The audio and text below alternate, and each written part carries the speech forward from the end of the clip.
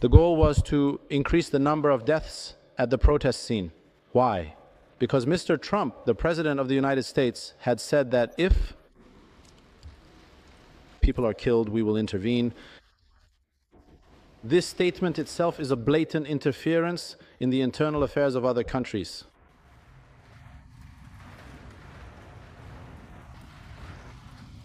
We have recorded audio files of various electronic messages that were sent from far outside the country to these specific terrorist agents, telling them clearly that among the many protesters, shoot. If you can hit the police, hit the police. If not, shoot ordinary people. If that's not possible, shoot that girl or that boy standing in front of you. Just shoot them.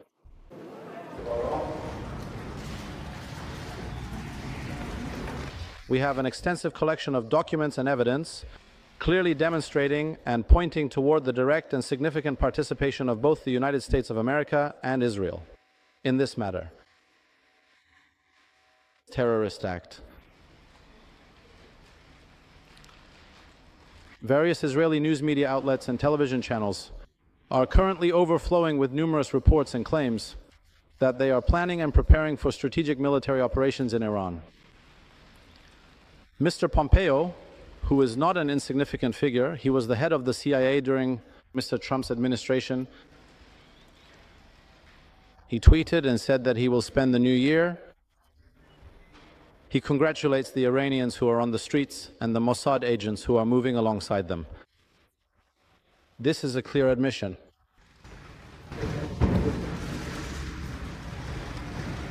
We will seek justice. All of them, the Iranian government and ourselves, will pursue this, and we are following up both through international channels and within the country.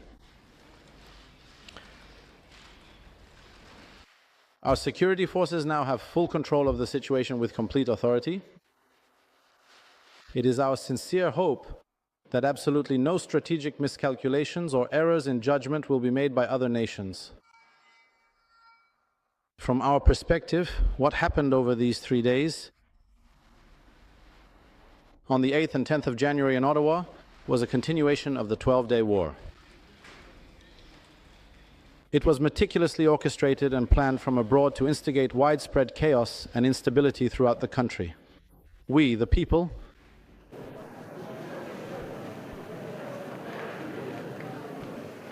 we have evidence that has been obtained, and they themselves have admitted that they were given large sums of money and were enticed by these funds. 80 million tomans were paid for attacking each police station. 50 million tomans were paid for attacking and setting fire to government vehicles. 50 million tomans and 20 million tomans for setting fire to buildings. All of this has documentation. There are confessions, and the payments made to them exist as evidence. Furthermore, in addition to that, there are videos showing them shooting at people and shooting at police forces. We even have videos showing them distributing weapons among the people.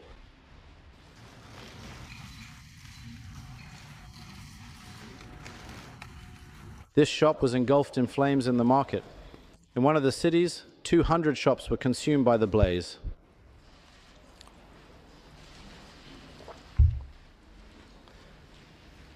At ambulances, they attacked. In just those 3 days, 180 ambulances were set on fire. Buses were set on fire. And then they attacked mosques. So what is truly strange to consider is that no Iranian would ever choose to attack a sacred mosque and set it on fire. 53 mosques were set on fire across the country.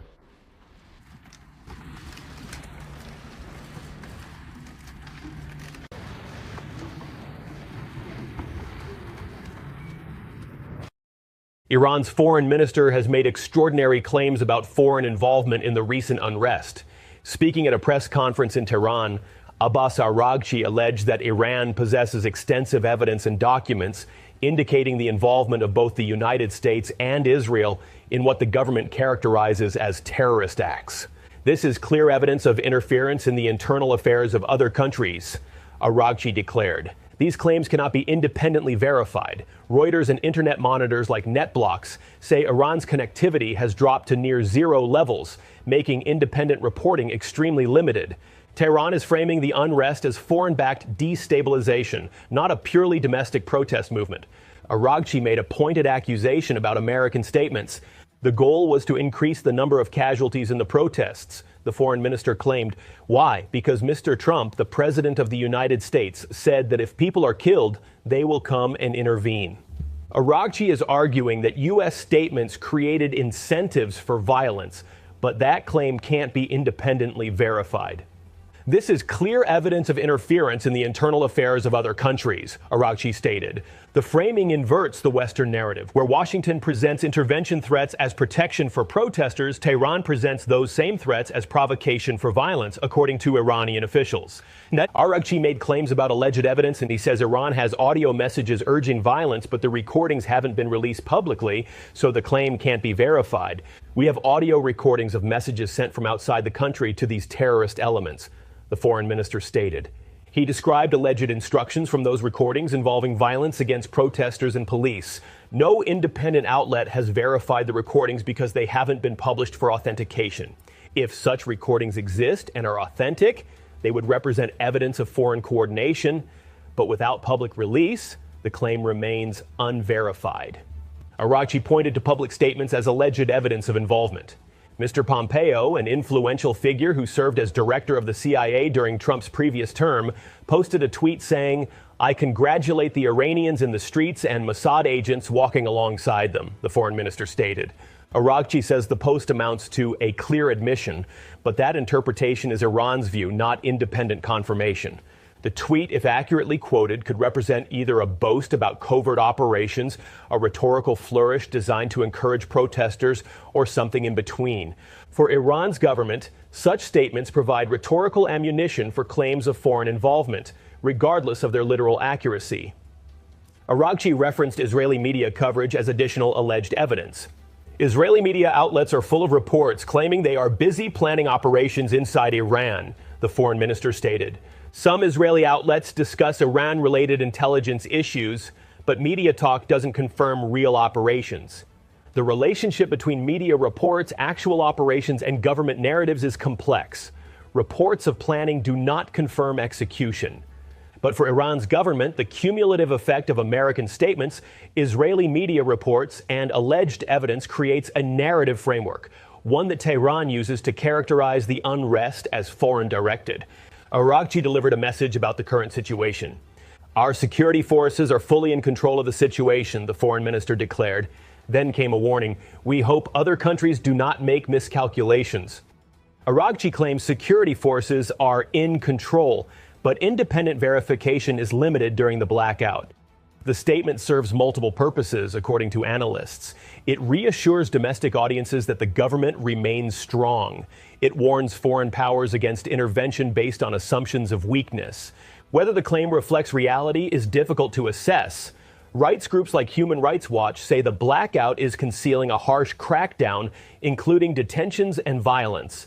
Araghchi placed the unrest in a broader strategic context. From our perspective, what happened over the past 3 days, from January 8th to 10th, is an extension of the 12-day war, the foreign minister stated. It was planned outside the country in order to bring chaos to Iran. International reporting describes a brief June war that hit Iranian military and nuclear sites, though details vary by source. By framing the protests as an extension of that war, Araghchi characterizes domestic unrest as external aggression by other means. The protesters become, in this framing, instruments of foreign powers rather than citizens with grievances. This narrative, according to analysts, justifies security responses as national defense rather than domestic repression. Araghchi presented what he said were confessions from detained individuals. In the documents we obtained, they confessed that large sums of money were paid to them and that they were recruited through financial incentives, the foreign minister stated. He provided specific figures for alleged payments to attack police stations, set fires, and conduct other acts. Araghchi cited specific payment figures, but the documents and context haven't been independently verified. There are documents and confessions for each case, Araghchi claimed. The money that was paid has also been seized and documented. The confessions have not been made public. Their authenticity and the circumstances under which they were obtained remain unknown to outside observers. Araghchi claimed video evidence of armed activity. We also have videos showing them firing at people in police forces, as well as videos showing them distributing weapons to people, the foreign minister stated. Such videos, if they exist and are authentic, would support the government's characterization of the unrest as armed activity rather than peaceful protest. Rights groups like Human Rights Watch have reported that security forces use live ammunition against protesters. The question of who initiated violence remains contested. The government's narrative emphasizes armed attacks on security forces. Opposition narratives emphasize security force violence against peaceful demonstrators. The information environment prevents definitive assessment from outside observers. Araghchi detailed what he described as extensive destruction. Many shops were burned, the foreign minister stated. 200 shops in the market of one city were set on fire. He continued, ambulances were attacked, and during those 3 days, 180 ambulances were burned. Buses were also set on fire. Then came what Araghchi framed as the most significant detail, and then mosques were attacked. This is completely strange because no Iranian attacks or burns a mosque. 53 mosques were burned across the country. The figures can't be independently verified, so treat them as the government's claims until corroborated. The mosque burning claim deserves attention and context. Araghchi's statement, no Iranian attacks or burns a mosque, frames the destruction as inherently foreign, according to the government's logic. It appeals to Iranian religious and national identity to delegitimize those responsible. For the government, mosque attacks represent alleged evidence of external direction. Iranian protesters, however angry at the government, would not attack religious sites, according to this framing. Alternative explanations exist. Protesters in moments of chaos may attack symbols of the religious establishment. Some incidents may be misattributed or exaggerated. Iran is emphasizing mosque attacks as a message to discredit the unrest, but the underlying incidents aren't independently verified. Araghchi's presentation constructs a comprehensive narrative. According to Tehran's framing, the unrest was planned abroad. Foreign powers sought casualties to justify intervention. Armed elements received payments and weapons from outside. The destruction targeted Iranian identity, shops, ambulances, mosques. Security forces have restored control. This narrative serves the government's interests, according to analysts. It delegitimizes protesters as foreign agents. It justifies security responses as national defense. It positions Iran as victim of aggression rather than perpetrator of repression. Whether the narrative is accurate, partially accurate, or fabricated cannot be determined from available information. What can be observed is that Tehran is constructing a narrative that serves its position, as are other parties in this confrontation. The competing narratives could not be more different. Washington's framing, according to U.S. officials, Iranians are protesting for freedom against a repressive government. American support helps those seeking change. Warnings protect protesters from violence. Tehran's framing, according to Iranian officials, foreign-backed elements are attacking Iran as an extension of war. American statements incite violence. Security forces are defending the nation against external aggression. Both framings contain claims that cannot be independently verified. Both serve the interests of those making them. Both characterize the other side as the aggressor. For ordinary Iranians caught between these competing narratives, the truth may be more complex than either side acknowledges. The information environment severely limits verification. Iran presents evidence it says proves foreign involvement.